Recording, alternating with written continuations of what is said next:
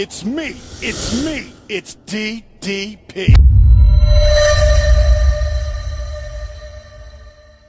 Hey guys, it's me, DDP, and Nadia, hello. And welcome to another fabulous Friday. Today, we're going to take one of my favorite people, and we're going to let her tell her story. People, people sometimes, like, of all the transformations that we've had, like, she's my favorite. Why? Because she walks the talk even more than I do. Yeah. And that's a different level of respect. So, what does Candy McCarthy Herndon have to say today? So Candy says, 5 years ago this week, I submitted my documentation for the DDPY Positively Unstoppable Challenge. I didn't think I had a chance of winning, and I didn't care. I've already won. When I started in April 2020, I didn't go on a diet. I decided to change my life. It started with my why, my reason for wanting the change. After spending my life in survival mode, feeling weak, waiting for it to end, my why was to work on myself, body and mind, so I would never feel like that person ever again. There have been some great times over these 5 years, and some serious challenges, but that why kept me focused. This year has been the most challenging of anything I've ever experienced, but I'll still stay focused on that why. The biggest impact was the realization that stressing out about the things I can't control was a waste of energy and changed absolutely nothing. What I can control is how I show up for myself, for my health, and for the people I care about. I can choose to keep moving forward even on those hard days.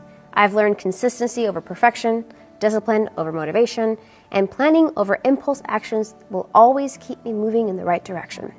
When things don't go as planned, I have backups and plans and adapt. Life is gonna life, and no amount of planning can prepare us for the path it takes. But if you prepare yourself for the path, you will always move forward. DDPY was a gateway for life for me, as it has become for so many. It opened a world of possibility, something I had closed myself off for a long time. I could not appreciate the program more, and the opportunity to then become a part of it. It is an honor and still kind of blows my mind. 5 years ago, I had trouble opening up to my own husband. Now I give lectures and interview success stories in DDPY's Transformation University.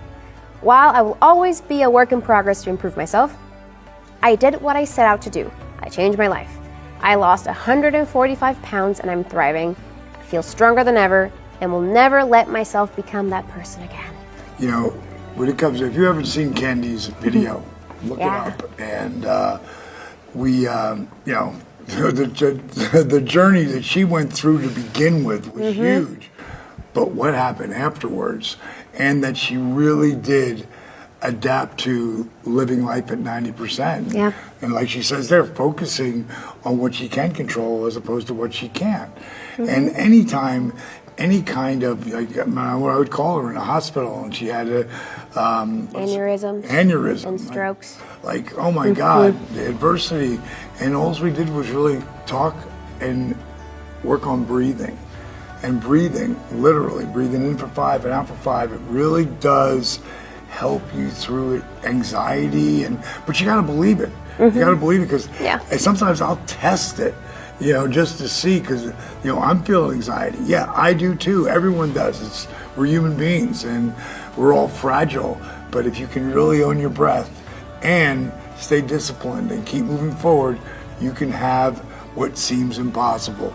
Candy, pick up your right hand, girl. Give yourself a sub 5. We'll see you guys next week. Bang!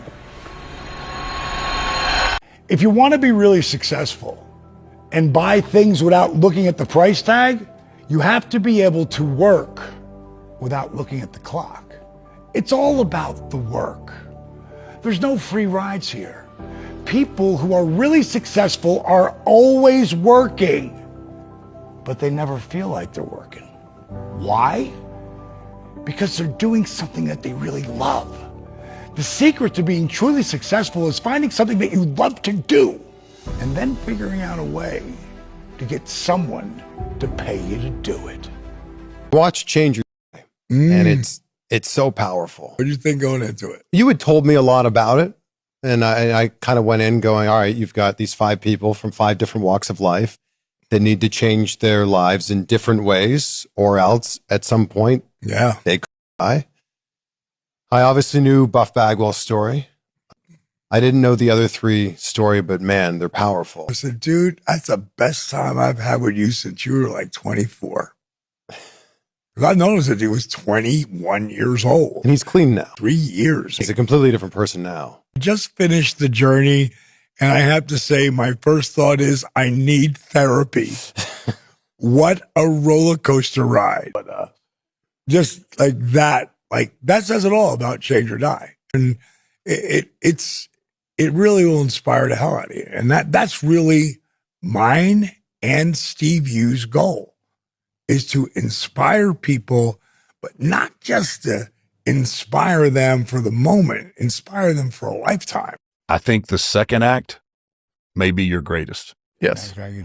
And I'm not in any way. No, I hope you totally understand where I'm going, because of what you are doing for people that have no hope in a lot of cases.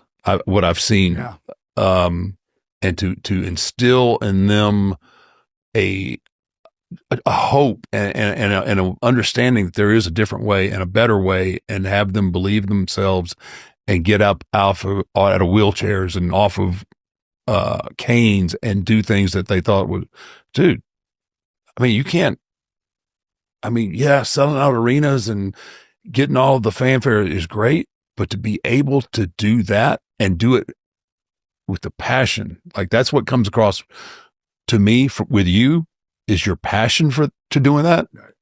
Like, you just don't do that unless you, there's a good human being in there. Not good isn't even the right word. It's phenomenal to watch.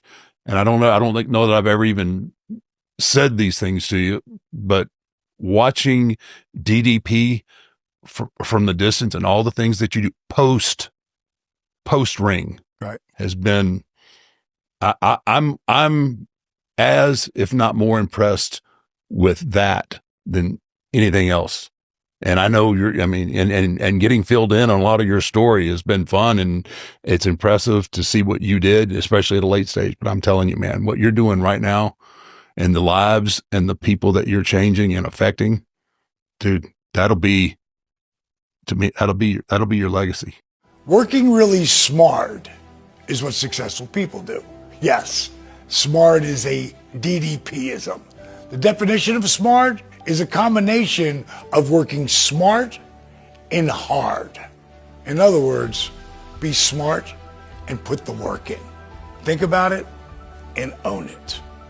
Really, when it comes to anything, embarrassment is the cost of entry. I looked around and I said, so how many people in this room? There's like 1,000 people in there. How many people, when you did something for the first time, were great at it? Raise your hand. Oh, none of you. You know why? Embarrassment is the cost of entry. If you're not willing to look like a foolish beginner, you'll never become a graceful master. Very proud of Chris Jericho, man, and everything he has done with his whole life, his whole career, everything. Fozzy, what they've done with that band. What a great life. Whatever he's eating or sleeping, or his simulation's off the charts. I want to be a wrestler. Check. No. I want to be a rock star. Check. I want to have a wrestling cruise that also has rock and roll music. Kiss did it. Why can't I? I want to be a best-selling author. Sure. Why not? And he's still going. When I was 50, I started to change the way I ate. I cut out all the bullshit fake food. As time moved on, I got a little wiser, and I did the same thing with people. It's not to say that I eliminated many of my brothers. It's just today, I just make them more accountable. And if they don't get together, then I got to move on. Because as a giver, you have to realize that givers have to set boundaries, because takers, they have none. So if you have a taker in your life, set boundaries. It'll be best for both of you. Think about it and own it.